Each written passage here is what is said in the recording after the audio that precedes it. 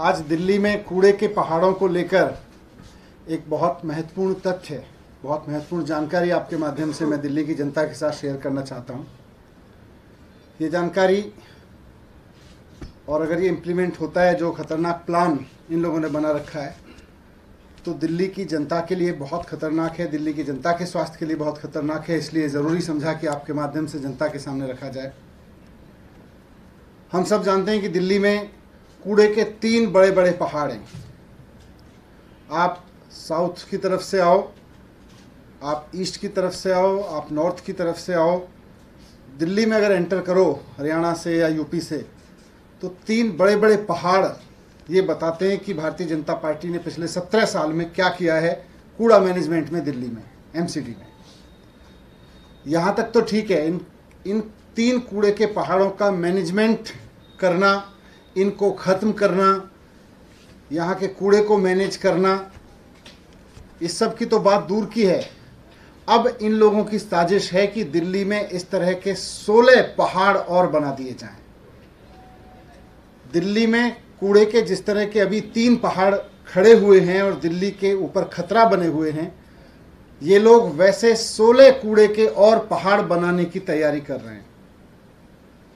अभी 3 नहीं संभल रहे, 16 पहाड़ अगर पूरी दिल्ली में हो गए तो क्या हाल होगा, आप कल्पना नहीं कर सकते। इन्होंने तय किया है कि दिल्ली में कूड़े की 16 लैंडफिल साइट्स और बनाई जाएंगी। और जाहिर सी बात है कि जब 16 लैंडफिल साइट्स और बनेंगी तो पूरी दिल्ली में चारों तरफ केवल कूड़े के ही इस तरह के पहाड़ दिखाई देंगे।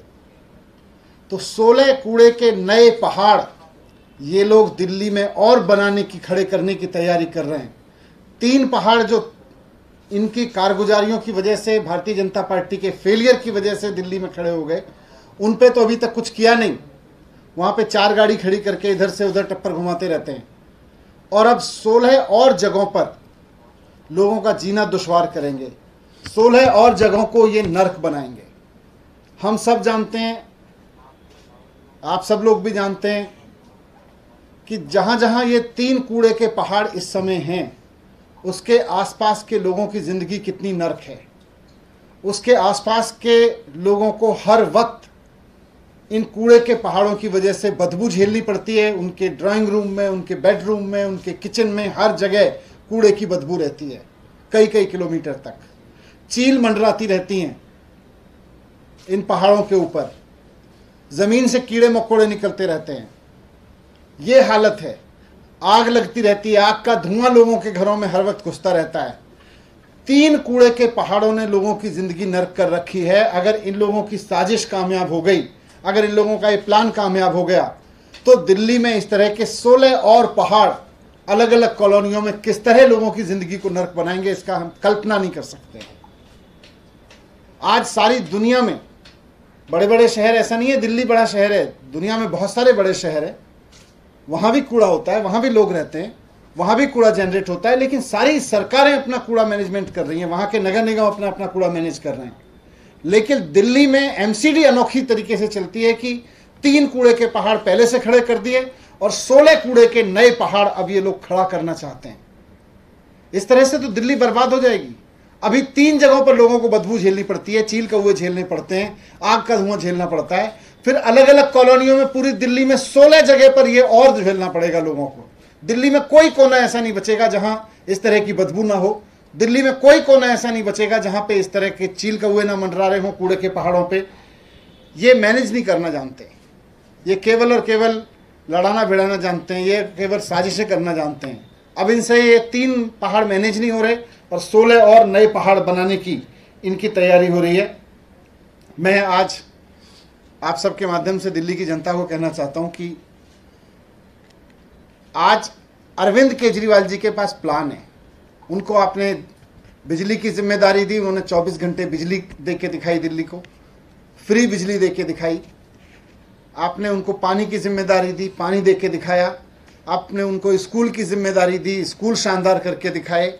आपने उनको हेल्थ की जिम्मेदारी दी, हेल्थ पे काम करके दिखाया कि दुनिया देख रही है। कूड़ा का मैनेजमेंट आपने 17 साल भारतीय जनता पार्टी को दिया और भारतीय जनता पार्टी ने 3 पहाड़ कूड़े के दिल्ली को दिए, दिल्ली की जिंदगी नर्क बनाने के लिए, और 16 पहाड़ और अभी जाने से पहले दे के जाना चाहती है।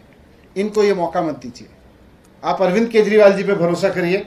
जिस तरह से बाकी चीज़ों में मौका दिया, वैसे ही कूड़े के मैनेजमेंट में भी देखिए अरविंद केजरीवाल जी के पास पूरा प्लान है कि किस तरह से दिल्ली के इन 3 पहाड़ों को भी खत्म किया जा सकता है। इनके पास प्लान है कि 3 पहाड़ों के साथ साथ 16 पहाड़ और कैसे खड़े किए जाएं कूड़े के। तो मैं आपके माध्यम से यही प्लान इनका जनता तक पहुंचाना चाहता हूं कि ये 16 कूड़े के पहाड़ नहीं बनने देने हैं, नहीं तो जिंदगी पूरी तरह से मुहाल हो जाएगी दिल्ली के लोगों की, और दिल्ली देश की राजधानी नहीं बल्कि कूड़े के पहाड़ों का शहर बन जाएगी पूरी तरह से। यही आपके बीच अलग अलग उन्होंने जगह छांट ली हैं। जैसे मेरे पास में नॉर्थ एमसीडी से जानकारी आई कि यहाँ इन्होंने SLF बलसवा, फिर नरेला बवाना में, इसके अलावा रानीखेड़ा में, सुल्तानपुर डबास में ये SLF हेतु उपयोग में लाने के लिए ज़मीनें छांट ली हैं। इस तरह से इन्होंने 16 जगह नई ज़मीनें छांट ली हैं अलग अलग कॉलोनियों में, और 16 इस तरह के कूड़े के पहाड़ बनाने की साजिश रची जा रही है।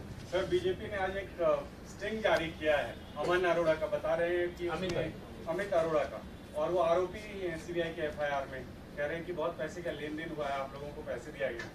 देखिए, इन्होंने मेरे यहाँ पर CBI की रेड कराई, उसमें कुछ नहीं मिला।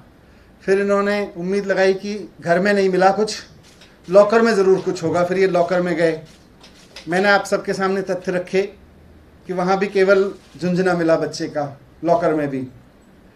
फिर इन्होंने सारी जांच करा ली, अब CBI को कुछ नहीं मिला। इन्होंने ED से जांच करा ली, उसमें इनको कुछ नहीं मिल रहा। अब ये स्टिंग लेके आए हैं कि जी देखो ये आदमी कह रहा है इनको दिए होंगे, इनको दिए होंगे।